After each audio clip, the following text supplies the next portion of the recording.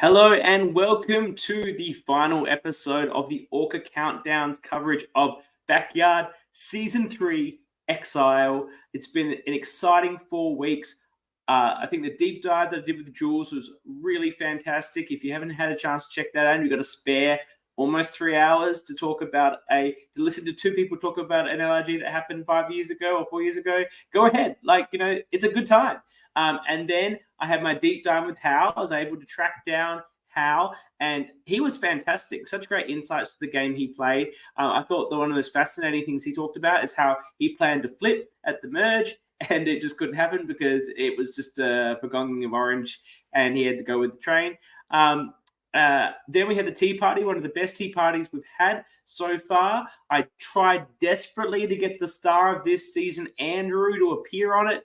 He messaged me. You wouldn't believe it. He messages on Facebook just the exact way that he talks in the show, and therefore I assume talks in real life, which is absolutely incredible. But yet I couldn't get him to come on. He's a very busy, important man, still seems to work for Treasury from what I gather, flying around the country. So we had Maddie and we had Ben and we had Zach, and all of them were fantastic. That was some great coverage. And now the final episode, we get to talk to Kyle and Bryan about everything that went on behind the scenes in this season. And from my understanding, it was a bit of a shit show. So I think they can maybe fill us in with some of the trials and tribulations they had to get it here, why they decided to make another season 2 weeks after they made season 2. Bit of some crazy decisions by them. And I'm interested to dive deep into all of it. But before I do that, and we'll get into the awards first, but next month, probably starting next week, assuming I can finish my binge, it's actually a pretty long season, like 13 eps, is Melbourne Survivor 2, Warren Dirt, or Warren Dirt, as I like to call it, as we continue the elemental aspects of Melbourne Survivor.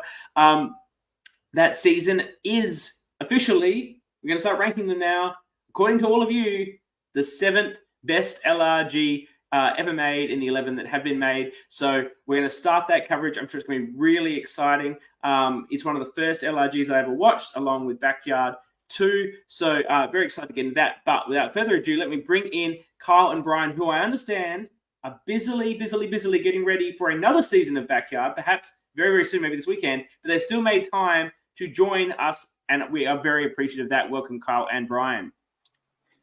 Hello. Hello. We are crazy people. Can confirm. Is that wall familiar? Did I see that? Have I seen this wall before? Is this a common backdrop for you guys? I don't know, is it? I'm not sure. We are preparing for Backyard 6, which is filming this weekend, and we're trying to figure out which way we could angle the laptop that wouldn't give away anything in the background, and this is what we decided on.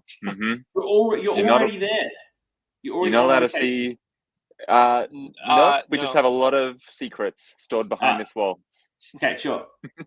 Now, you have to excuse me. I've decided to go with the buff. I've been growing my hair. As you watch these shows, you'll see the progression of my hair, and that's because I believe I've got a better chance of getting cast on these things with longer hair. Because when I cast, you get like a million guys with short brown hair. Boring. Long-haired guys, indigo. So let's go.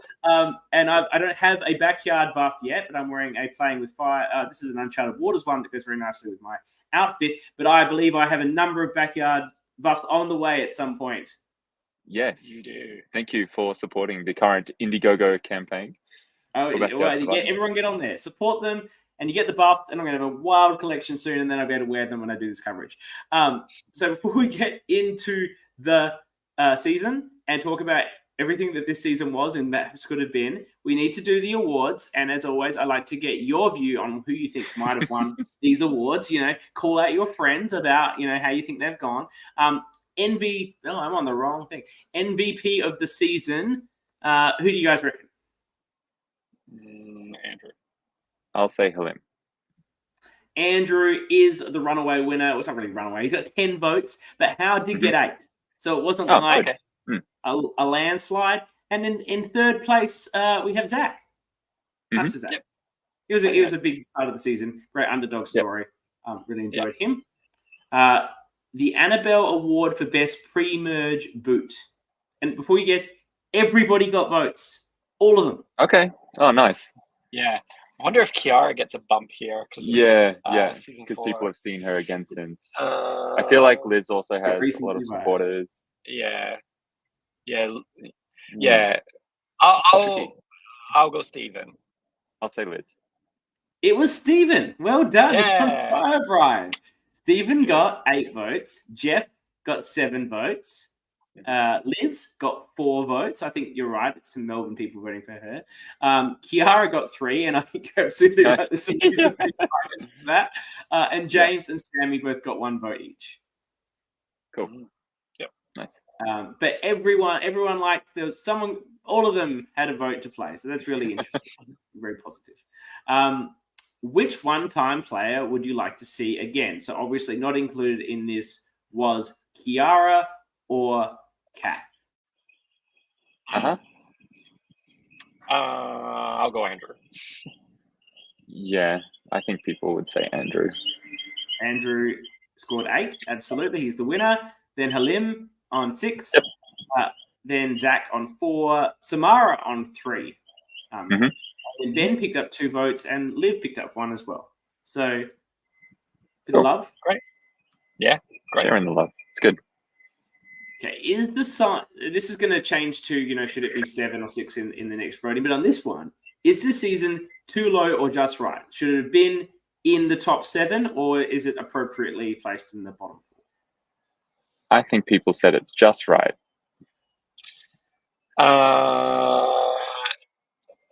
There's one other option, right? Yeah, I'll go just right as well. Yeah, 10 people said it was just right, and 14 said it was too low. But considering probably most people voting on this were on the season, I would think I think that's a balanced outcome. Yeah. Okay, so on a scale of 1 to 11, 1 is the best. Where would you rank Halim's game compared to that of the other 10 LRG winners? And I'll give you some reference for the ones we've had to date. Currently, Toby is on 6.33, but no one really saw his game at all, so I don't think it's a fair justification. Sally is on 6.20, and Jeremy from Canberra 1 is on 5.4. Okay. They're all very close, aren't they? Yeah.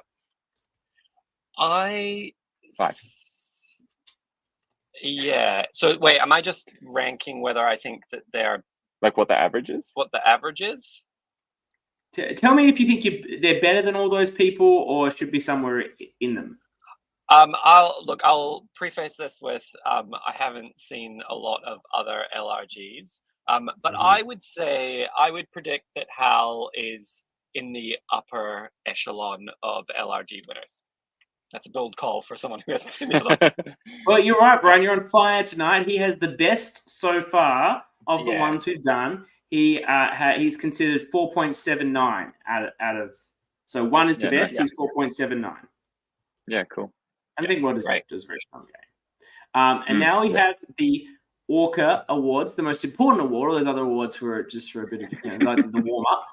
You have a warm up. Now I've got the wording from Annabelle because I do very poorly at remembering it, and she's so good at it. And I need to put this wording a bit on the actual votes because some people don't know what the ORCA is. I feel when they vote. Sorry. You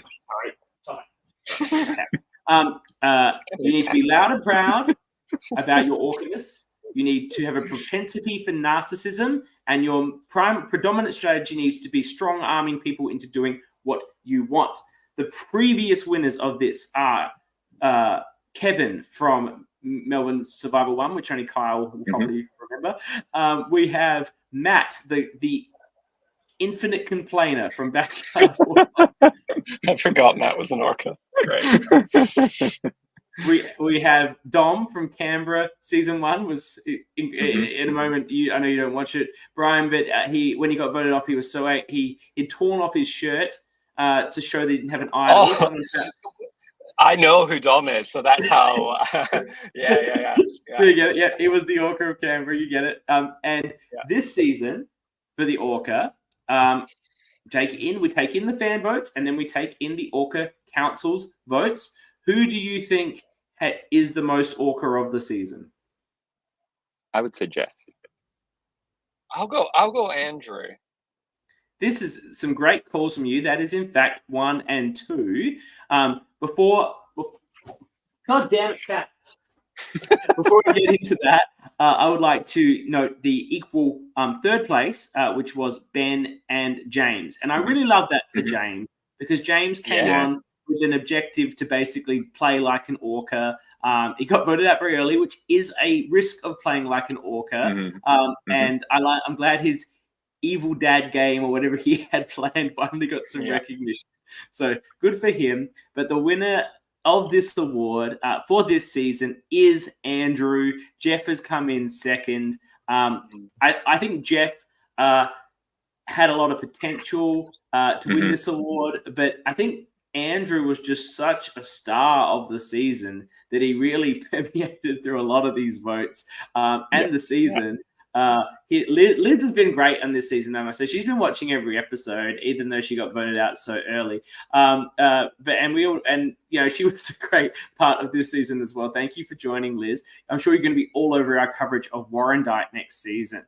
Now, that's the awards. We can welcome Andrew to the club. Frankly, I would have rather it gone to Jeff, given Andrew's unwillingness to even appear on this program, where I feel like Jeff would be jumping at the bit to come on and claim his ORCA award. But it is what it is, democracy rules, and we're just going to have to go with that. Okay, so tell me, guys, what was in your minds when you'd made Yards Apart Season 2, and 2 weeks later, you said, let's do another one? What were you thinking? Well, it wasn't quite like that. We filmed season 1, and then it was more like right after season 1, we wanted to do another one again. We're like, let's do it again. But we couldn't. We couldn't do it straight away. And so the compromise that we made was, well, why don't we do 2 in 6 months' time? Pretty much. Actually, it was in January. So we'll do 2 at the end of the year. That's plenty of time to prep, and we can just do them 2 weeks apart. That was the idea. So we had 3 was already organized and almost ready to go by the time that we filmed Yards Apart. Okay, so still not a great decision. Yes, the planning, so be it. But the burnout aspect, and look, I don't want to be insulting to anyone on this cast, okay? But obviously you were recruiting from the same pool, and the Yards Apart cast is incredibly strong. And sometimes I'm going to make a music analogy. Some of your bands, they put out a double album. They put out the double album, and, there's great songs on both albums. But sometimes you wonder if they just put the good songs all on one album, wouldn't that have been better? Now, I'm not saying that. I think there's obviously some good characters here, and season 2 is very good. You guys know how much I love season 2. Do you think there was an element of that this was the runoff, so to say, of the other season with the ideas, with the car? I'm not the cast. I'm trying to be mean, but you know what I mean. The location's obviously a lot better for season 2. No offense to whoever's house you got at last minute, which we'll get into. Do you think that was a factor? It's interesting because I think when we were planning both, we had in our minds that we still wanted season 3 to be a level up from 2. So in our planning, we were like, right, what ideas do we have that the next level up from 1, they will go in season 2. And then when we step it up again, that'll be season 3. So we were thinking along the terms of the challenges we were doing, which, like, as simple as it is, we were like, all right, season 2, it's like, ooh, we've got low beams now. And then in season 3, it's like, now we've got elevated beams. Like, we've stepped it up again. In terms of like the advantages in the season as well, like season 2, it was only idols that were involved. Season 3 is when we start introducing like boat advantages and more of those like twists throughout it. So we kind of thought that we were like continuing in the like Survivor, however many seasons of US Survivor, we were slowly sort of tracking that and playing catch up with these subsequent seasons. That's what we had in our mind that we were doing.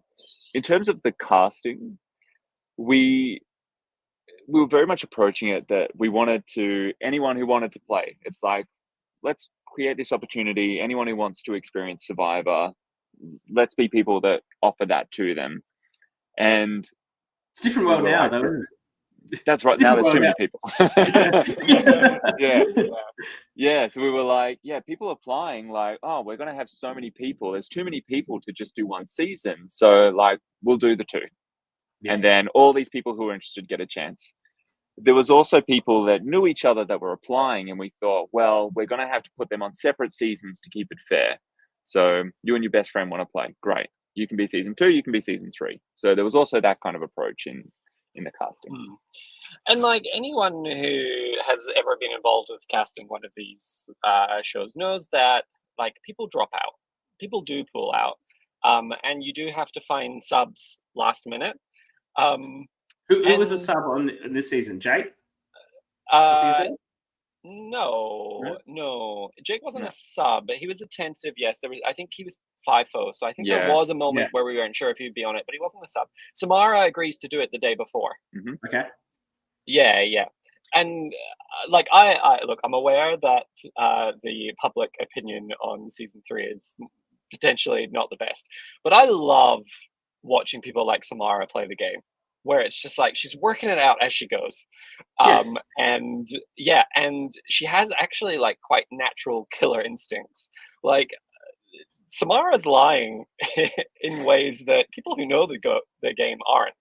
So like when she's I agree. She completely just savages Ben on that vote, even though they seem very close. And Jake does the same thing as well. And Jake does such a magnificent job of pretending he doesn't know what a super idol is that Halim would never even consider that Jake possibly had that super idol. So, you know what I mean? Like Jake's game was to play dumb, and he played dumb. He's not dumb, but he played dumb so well that everyone just thought. Yeah. I think it was Samara, Maddie, and Kiara were all people that became part of the cast between 2 and 3. So it was after season 2, we had people drop out, and that's when those 3 joined. What a legacy for Kiara there. Yeah. Okay, well, while we talk through this, this season, as you said, you really wanted to up the twists, up the advantages, and you did, and they were fantastic, and no one used any of them, which I'm sure was yes. No, there are it appeared to me on the cast, when you did the tribe selection, that it was a genuine random draw. Is that correct? Yeah. So was there a gendered split though? Because you got equal gender splits on both tribes. Yeah, so it was like women are picking from one basket, men from another, so that we get an even gender split. Yeah, because we did it like doing.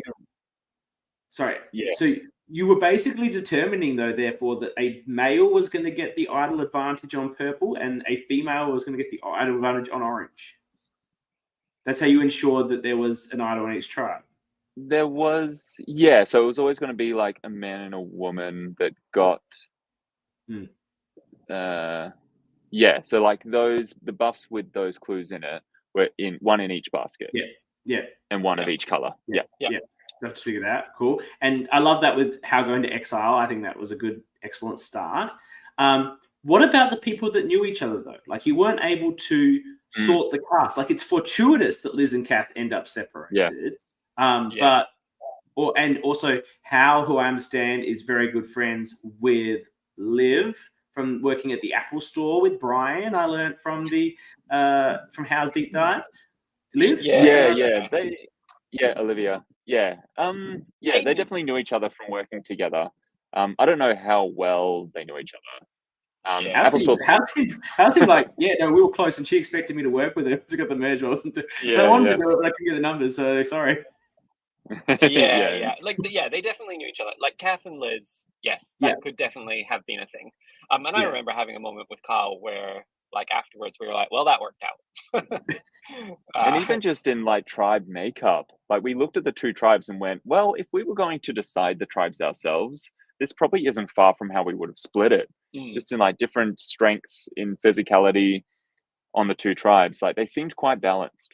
Yeah, like Jeff and Jake on opposite tribes. Like, it did work out, but it's just such a risk to leave it so uncontrolled. It is. Would you do that again? Well, I think with that, it was like we didn't want to. Survivor's always a social experiment, so you don't want to just run the same experiment again and again. So we were like, we have done the thing where we have predetermined the tribes. let's do the different thing, which is we haven't determined it.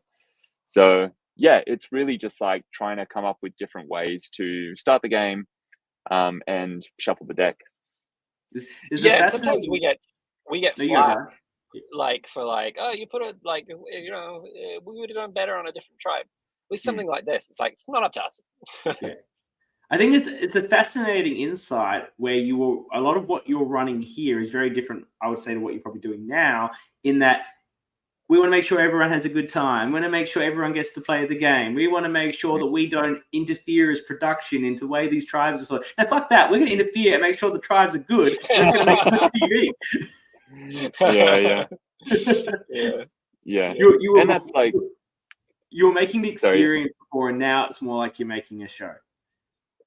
It certainly has evolved, and it's reflective in how we've approached the edit of season 3 as well, which like totally agree. I think we would both say like these episodes should be shorter, and if we were to edit it now with the mentality we have now, I think our skills have improved, so we know how to take those shortcuts to get all the story across, but showing less to get there.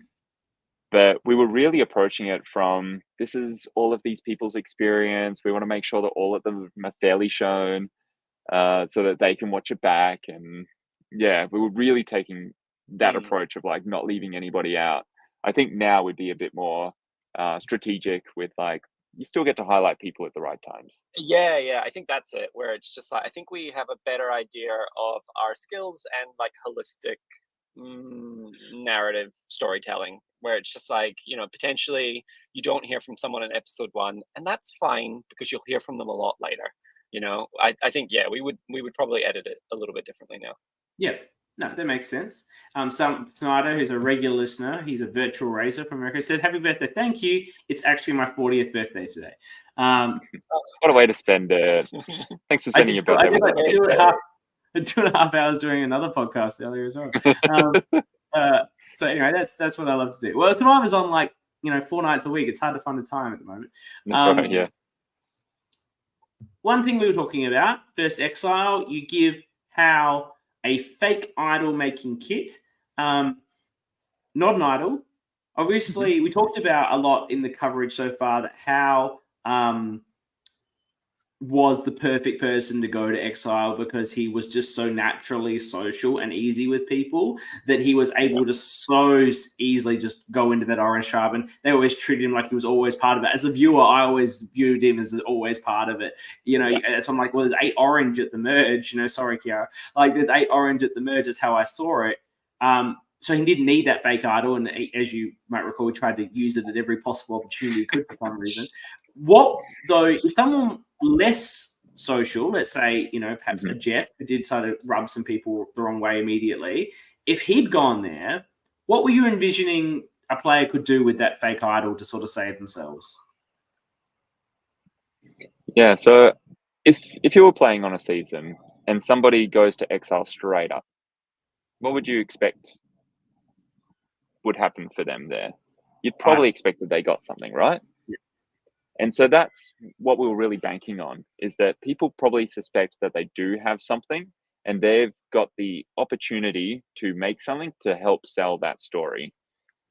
They were already going to be saved from the first tribal council, so they weren't going to be the first one out. Yeah. And so it was like, they've already had a freebie, no more freebies. Now you've got to work for your safety here. Get crafty with it. And you got to remember as well, we planned this after season 1, where Rachel gives Daniel that fake idol, and he is this close to playing it, and like we're this close to having that moment where someone plays the fake idol, and we're like, sorry.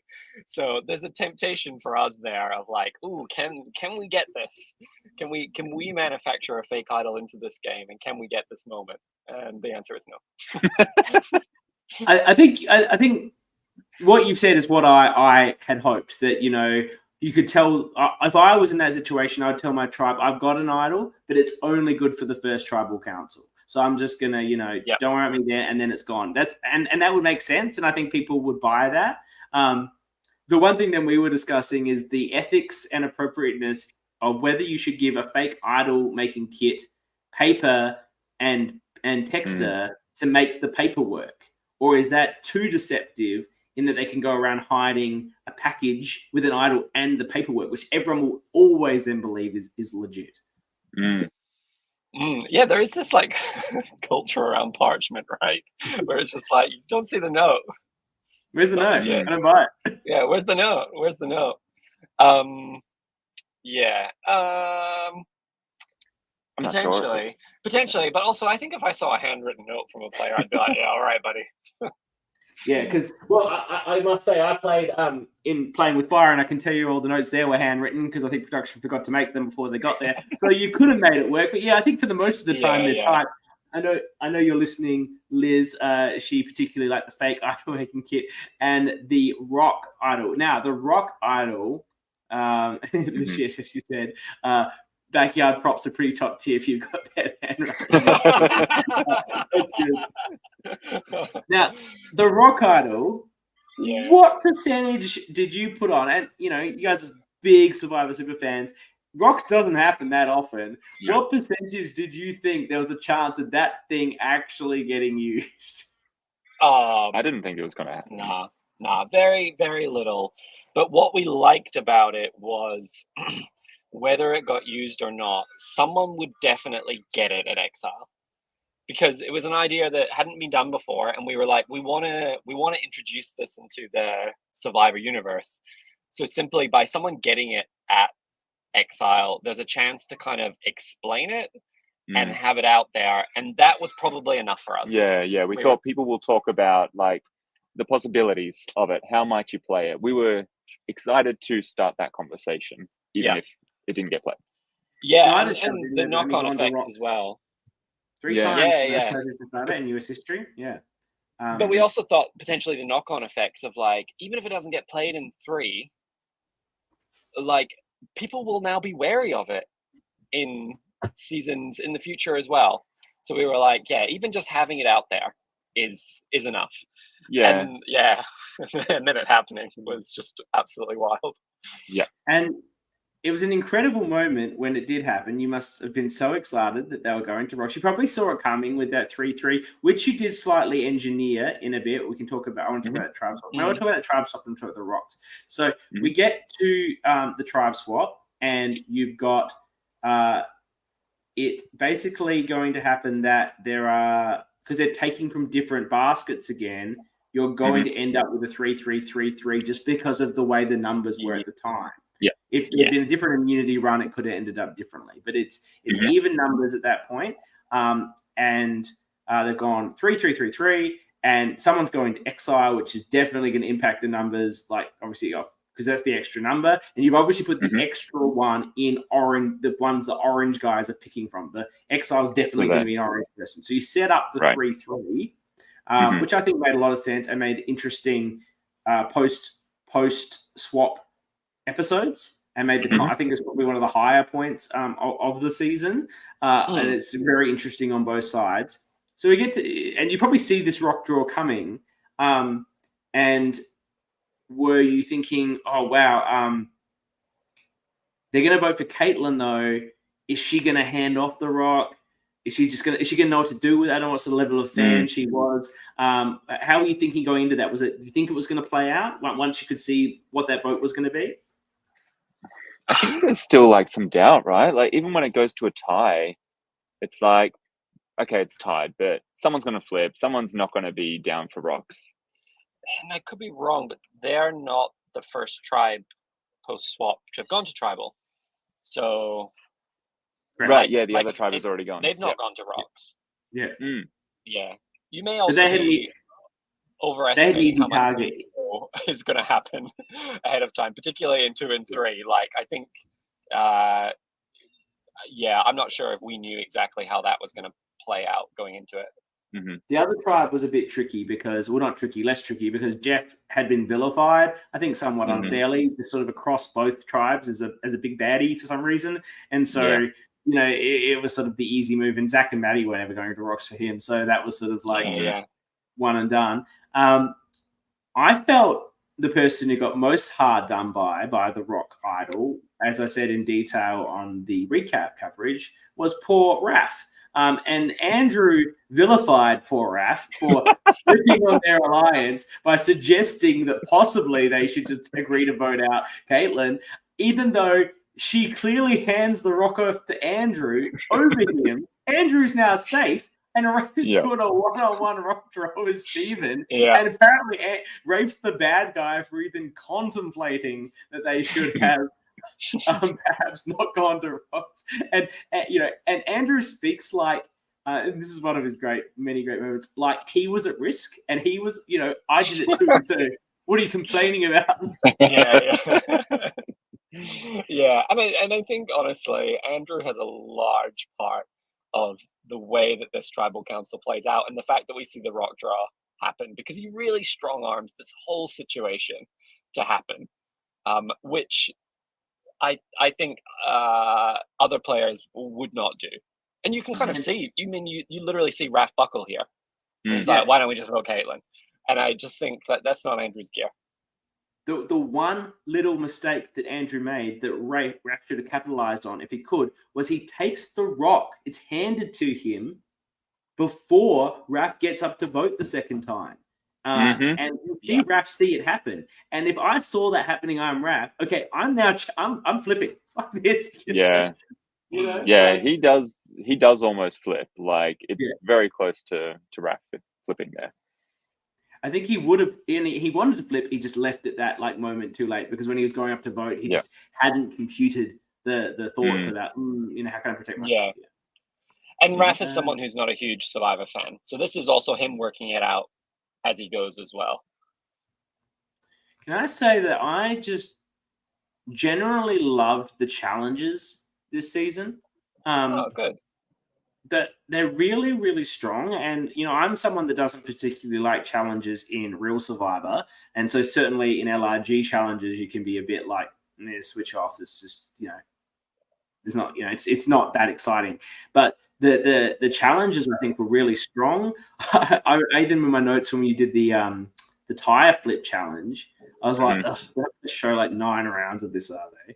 And but as it went on, I was actually really enjoying it, because it was a really interesting strategic and sort of physical game. And so it was really interesting to see the way everyone played it. And you had that a few times with different challenges where there were rounds and you could see how people could play them in different ones like that. I loved the pickle counter. That was a great one. Yeah. It's those things where we start to have fun with the edit. That I think we do more of now, but yeah. You guys are infamous for doing, the eating challenges. I'd say this is probably one of your more softer ones. I think when you blow shit up, it's probably a bit more gross. The crickets and whatever. I think they sounded gross in concept. They just weren't. They're just really dry. It's like the Wheat Bix from the season. It was a season 1 callback with the Wheat Bix.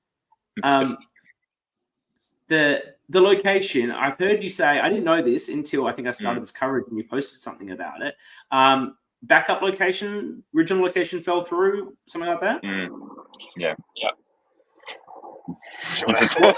Well, what was it supposed to be more like? Because I think as a person who was watching this back in the day, I love, I've made it very clear much I love yards apart. I know they're in backyards, but it doesn't look like it. There's a creek and, there's it's a big and wide open. It's some river, obviously. That's, a great location. I'm like, oh, it's still a backyard, but they've really gone up from the backyard of backyard. And then I watch this one. I'm like, they're back in a bit of a backyard. What was the original sort of location? The original location was meant to be the same place as season 2. Okay. But famously, we went to 5 a.m. in the morning on season 2. And the neighbors did not like that, and they were not happy for us to do it 2 weeks later. Yeah. Then it was a friend's property or something like that? Yeah. So pretty much the neighbors were expressed that they were not happy with how season 2 played out and it going through the night. Then it was like, this is not the place to host another one of these 2 weeks later. Even though I've made the comment that, this location seemed to step down from backyard to, I think in retrospect, and I'd be interested in your view, it's better you didn't go back there. It's better that Mhm. they have their own unique identity. Different aesthetic. Yep. Yeah. Yeah, and this yard did work well for it. This part is bizarre. It's half of there's a pool, there's like a foresty area, there's a green area, Yeah. there's also an industrial Yeah. scrapyard. What's going on? Yeah. Season 2 was a really big location, and it took a lot out of our crew. So the fact that, really not by our choice, season 3 ends up being a smaller location that probably helps out the crew 2 weeks later. Yeah. Well, as for the crew, which poor crew members had to tie all those knots in the knot challenge? I couldn't believe the amount of knots that have been tied. It was like, I'm not I think sure. you said it was like 17 because you've been playing for 17 hours or something. Yeah. And, Oh, there's 17 players. Yeah. yeah, and there were so many Yeah. knots. Like, who tied all of those? Yeah, I'm Someone. sure. I'm sure. Yeah. Some Sure. amazing crew member. These crew members are coming up. Yeah. Particularly when you give them shitty jobs like tie a bunch of knots. But they do it anyway. Okay, so we get the merge, and you have the merge auction. I don't think you did something like that in Yards Apart. Am I correct? So No. yeah. What was in Yards Apart? Just a feast? That was the Or the feast. feast, yeah. Yeah. Oh, I just want to jump in. How did you actually test the Battleback challenge? Because that looked near impossible. Now, obviously, Jeff and Kath both did it. It looked fucking hard. Yeah, Battleback was challenge. Yeah. tested. Yeah. But a trap that we often fall into where it's like we make the challenge and then we practice the challenge and we go, yeah, the challenge is achievable. Yeah. But we have spent the time making it and constructing it. So it's achievable for us. Yes. But it wasn't tested among a survey of people to see, how would others fare. And under pressure, and Yeah. after a whole day's worth of events. Yeah. So I can attest that Kyle shouldn't be the test for any level of skill-based challenge. Halfway through a drunk Viva game, he wins the battle back on some sort of ridiculous ball rolling thing that I couldn't do if I was absolutely sober. So, like, Kyle is obviously just elite at these sorts of skill-based. We test them out on me. It was just a bit that they had to balance it on like a little ledge. Like I think the rest of it seemed fine. It was just like this tiny ledge, but it made for such an exciting battle back between Kath and Jeff. I'm sure you guys were a bit frustrated because it was probably taking a long time, and you were looking at the clock, and you're like, "Oh my god, we got like a whole merge to get through." Often. So often we're doing this. Yeah, pretty much the whole time. You can see it. I think it's like final 7. And like Bryan's handing over immunity, and I'm just behind him, like looking at my watch. I'm just like, all right, what time is it? I'm moving on to the next segment. Did you now? I want to check something with you guys, and I could be completely wrong on this, but I was watching the auction episode, the merge episode, which is called "Girl Likes Her Rice," and it really sounded like that was you that said that, Bryan. Am I wrong? It was one of us. So you named the episode title after one of you. Everyone else gets an episode title. I think it was Kyle because we gave that episode to Kyle, and I'm still yet to have one. Okay, so you need an episode title. It's not the common approach. You gave Andrew like 50, and understandably, you give yourself one, and the rest of the cast stuff them. Yeah, and it's like you always want to try and find something that's like a funny or memorable phrase, but also that triggers a memory of the episode as well. And so it's like Girl Likes Her Rice. It's like, all right, well, that's the rice is Kath getting the rice, finding the idol in there. It sort of brings back all those associations, I think. Which, fun fact, that rice idol, I dreamt about an idol being hidden in the bottom of a rice bowl maybe like a week before the season, and we changed what we were going to do that. So thanks. thanks Dream Bryan. It's fine. Look, I'm sure when you did it, you didn't expect that in 3 or 4 years' time you'd be on a podcast about it with someone who watched it so religiously taking notes to go, who said that? Is that one of the hosts? But no one will ever notice my little secret moment. There was actually, look, you guys, I've told you before, you're both very great in Tribal, and the commentary in the challenges, but there was an amazing moment for probably the best thing either you could have ever said in your life. But in these moments, it's hard to think. When Jeff misspelt the word, he was spelling revenge, or Kath, I think, spelt revenge. Oh yeah. Got it wrong. How did you not go with something like revenge is a word best spelt correct? Anyway, correct. Something like that. Anyway, it was cool. And it was a great battle back. And you've rolled in as production. You're sitting there and you're going, oh my God, gets merged. We have 8 people from Orange, everyone from Orange, but poor Kiara is there. Thankful. And I felt so bad for Kiara for a moment until I realized what she goes on to do. So now I don't feel so bad about it. But what a legacy all these 9 Oranges have. And 2 from Purple. They got to do something soon, right? Something interesting. Please, God. Like the Orange? Yeah, like break it up, guys. Break it up. Yeah. So like when we're planning a season, like we kind of do like the mud map of possibilities. This is how it could play out. This is where the numbers could break down, just to see what those permutations are. And we do the extremes to see, right, okay, if this is like the losingest tribe and they're just the ones that lose the number every single time, what does that look like? And having an 8 versus 2 at the merge was that worst case scenario. It's like they do lose 2 members, but because they lose the first one, they get hell. Which like if that was flipped, and then if Purple lost, they get hell, and then Orange lose, then they're down that number. But it just so happens that they lost the first one, which made them, they gained back that number. And the person who gets back from the battle back is from that tribe. Like it could have been all these purples. So many purples in the battle back. But then it's someone from that tribe. So like, it was almost, those are the kind of. It was almost, So close. So like all these things sort of had to happen to end up with that worst case scenario, which is an 8 versus 2, like a most skewed balance in the numbers. I want to talk about the super idol. The concept of a super idol is quite a divided idea in a lot of Survivor fandom. Some people think they're just too overpowered. We have seen a super idol after this in Australian LRG in Canberra season 2, where they decided to put in all of the advantages. And it was a straight super idol, not the sort of ones from Kaurong that you've got here. How were you sort of hoping it would play out? Because surely you were hoping it would play out differently to it actually did, I don't know.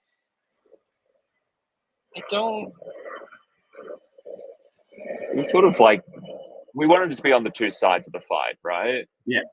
And we hadn't done a 2-tribe season before because in a quick game, in an LRG, it's like it's hard to make a move where you're going to flip on that original alliance because it's moving so fast. You play safe, which was also part of like why we introduced so many different advantages into this game. It's like if this is going to be a story of 2 sides, then we want to inject a lot of ammunition and make sure that people have the tools to play a game. And if they end up in the wrong side of the numbers, then there's enough different elements to the game that they could have a way to get out of it. And so doing this like 2 people at Exile from opposing tribes, having this like potential joint power was a way to sort of like forge something that was cross-tribal. So I think it was more about that rather than the idol playing out as a super idol necessarily itself. It was the idea of bringing these 2 people together and them having that potential that they would be, cross-tribal alliance.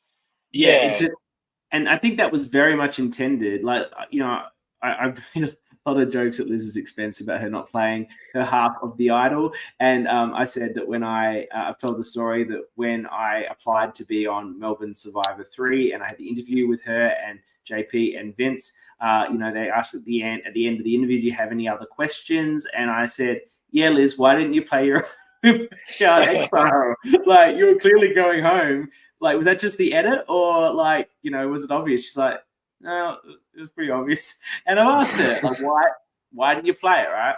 Because she really wanted, she just got it. she'd formed that bond with Hal, and she really wanted to use that as something the two of them could have worked together in the future. And I think so. What you envisaged did actually occur. She just then got immediately voted out, and the whole reason she didn't use it is because she wanted to save it. Like she wanted to get back with Hal, and he's like, "Oh, we've got the super idol." It's like, "Oh no, I played it," But then obviously the problem was Jake didn't know that there was even another half, or who had the other half, or to know how to put that back together. Yeah, I feel like my initial thought when you asked like how did you want this to play out, surely not the way it did. I think like my initial thought is, I think when you put something in the game, you just want it to have some story and not go anywhere. So like you're right, like that temptation to hold on to it as a super idol and not play it as an idol creates this moment where Liz holds on to it, and it's devastating for her. And like, yes, I know that they all kind of hold on to their idols until the end of the game, but that moment where they're all trying to pass off their idols in the back row, to me that is like that is enough. Like, sure, is it the most exciting permutation? Probably not, but like it's still these three who just like have been together the whole time but not shared these secrets, trying to pass everything on the back row. Like, to me that's the advantages in idols playing dividends, even if it's not in the way that they are traditionally meant.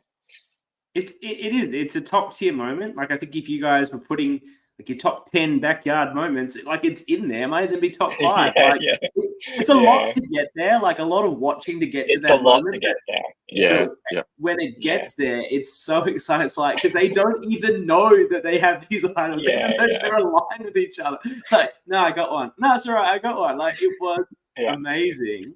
No, poor Andrew's spouting off at the front row, not a chance in hell. Though you had the chance of everyone being immune, I believe, at that tribal council. Yes. Which you had not just an advantage getting Serene, like everyone could have theoretically been immune if you hadn't tiered your idols right.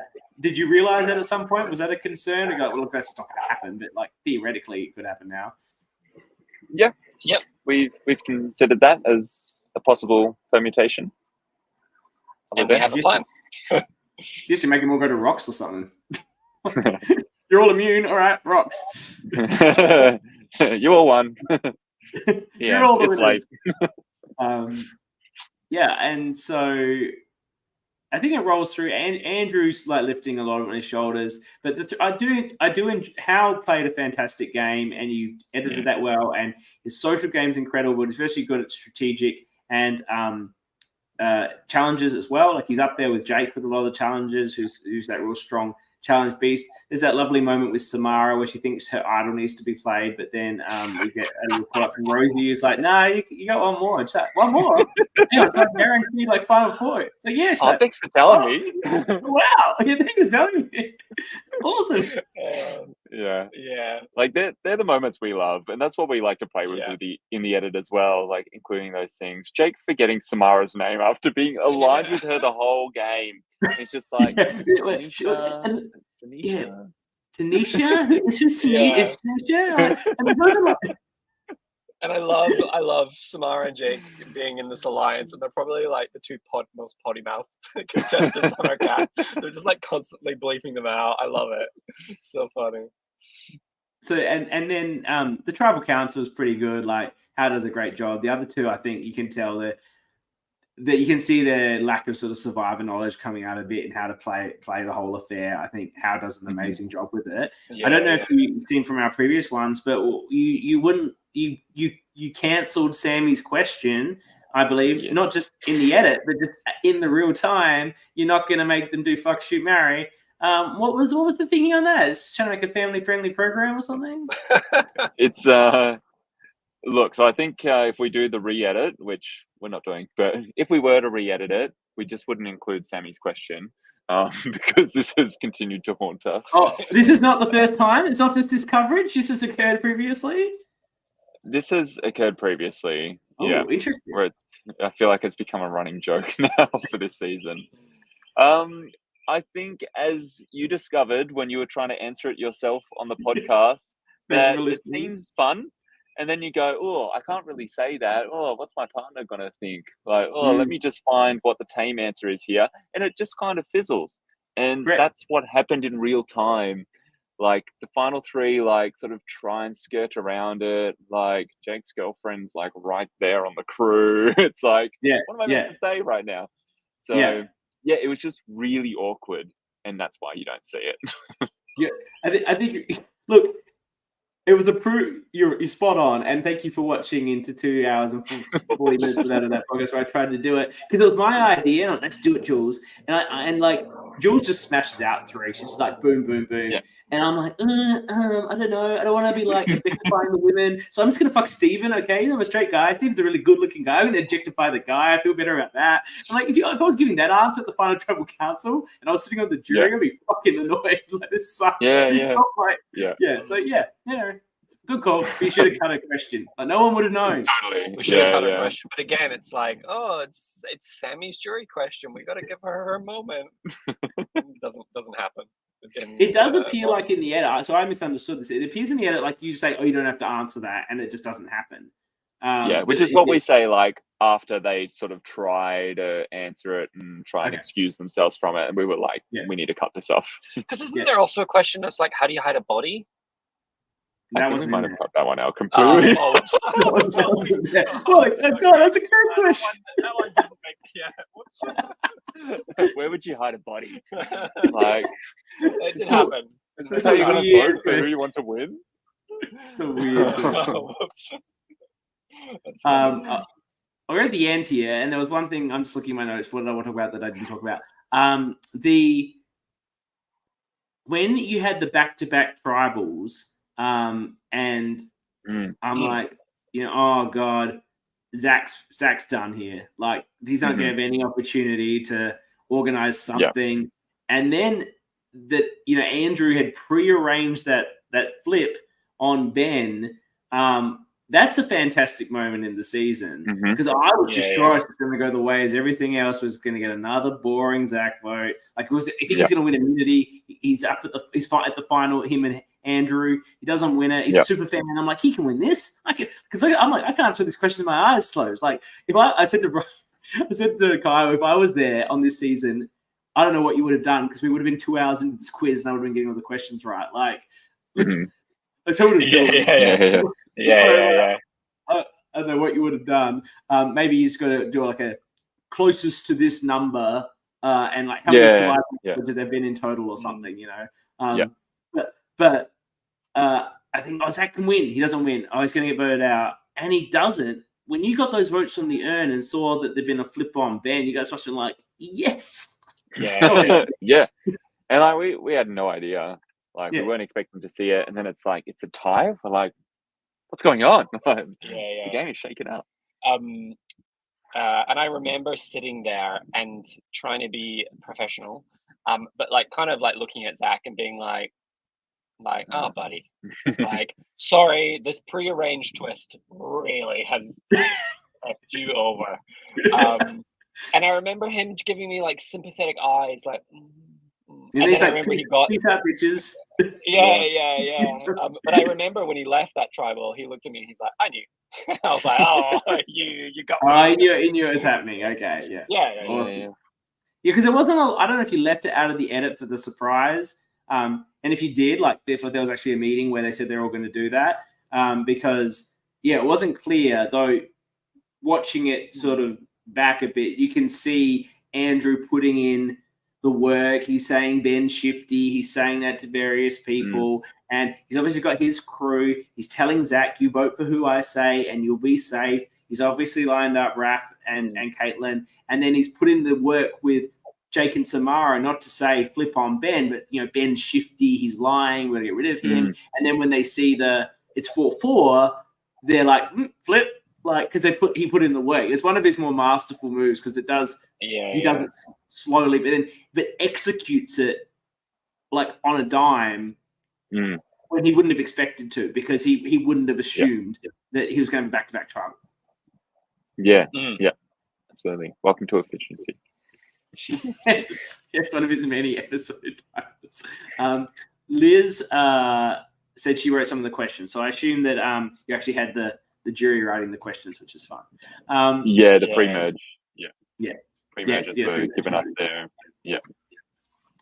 Well, I think that's it for, I guess, what I wanted to talk about with the season. Look, I've talked to Kyle about it. I've talked to people about, going in, I was a little bit neg on the season. I never finished it, which I told him. I sort of stopped watching around when Liz got booted.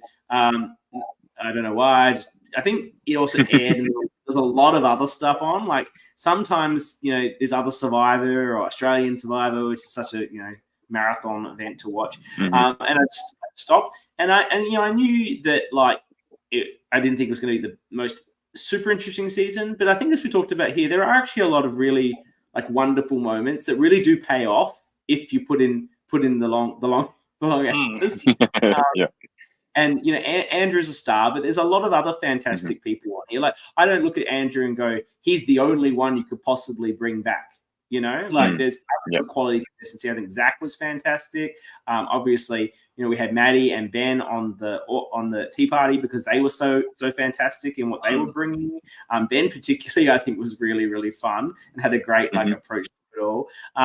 And you have a good mix of people that aren't super fans, which is really important to sort of keep it interesting. You can see how beloved Jaden was on this season of Australian Survivor just because he brought a different energy, which is sort of what Jake was. We were saying that Jake could get on Australian. Maybe not now, but back in the day when they used to cast 10 Jakes, Jake could have got on. Good looking guy, he's in great shape, doesn't really know much about it. He's a bit of a larrikin. Yep, you're on. I personally really like the season.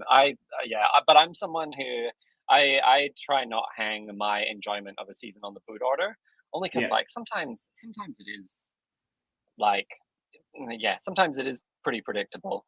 If you look at it on paper, it's it doesn't seem interesting, but the journey is enjoyable. Yeah, enjoyable and fun, and so that's kind of how I think about this. Yeah, because I think if you look at heroes versus villains in Survivor, and you looked at the boot order, it's not that great. No. But is always considered one of the top seasons of all time. Not that I'm saying that season 3 Exile is in the upper echelon with heroes versus villains, but you get my point. And it's here in the voting, and look, I think obviously because I've announced that number 7 is Warren Diet. You guys have 2 seasons in the top 6, and you're the only LRG with 4 seasons that you could vote for. So I do feel that and there was a bit of parochialism, I'm sure, in the way people voted. We have our own communities. You have the ones you've been on, etc. And I think and some people may have only watched Backyards. They're like 1, 2, 3, 4. But the fact is, people are going to prioritize what are known as your better seasons and what are your better seasons, and that's 2 and 4. So I don't think it deserves necessarily to be you could argue it's better than Warren Diet in places, but it's just that factor of people have prioritized your best ones because they want you to do well. Yeah, for sure. Yeah, cool, fun. It's getting dark, and I know and plan and prep for the big next season, which is very exciting. And I thank you again for making the time because I can imagine what it's like this week, and I appreciate the support that you give me and what I'm trying to do with this program and coming on and talking about it and sharing it with your groups and everything like that. So I really do appreciate it and you taking the time. And of course, I say thank you. Do people ever thank you? They do a bit, but at the end. But thank you for being one of the 5 groups of people that lead these LRGs and make these content for people to enjoy, to play these games, to build this community. It's a huge thing to do. I know how much work it takes. I did it once and I'm not doing it again, but you're doing it. And I wasn't even running the shit. I was just sort of 2IC level, but I still would do it again. But I'd rather just podcast about it now. But the effort you put in and you're still putting in is huge and should be commended. And thank you. And I look forward to chatting with you guys when we cover whatever season of yours might come up next, whenever it might come up next. Exciting. Stick around for a moment before when I hang up the show. But thank you again. Thank you everyone that watched. We'll be back probably next week. As I said, I'm only halfway through Warrandyte, and like it's 13 episodes, and they were for like an hour, so it's very long. But I'll try and binge it and finish it. Hopefully, Jules is binging it, and we will have that next week, and then all the usual coverage. You know, I think we can have a good cast of people for the tea party. I'm actually, I've got two in my mind, but who's the third? Could be very interesting. Anyway, come that Warrandyte is March, and you know, I could probably announce season 6.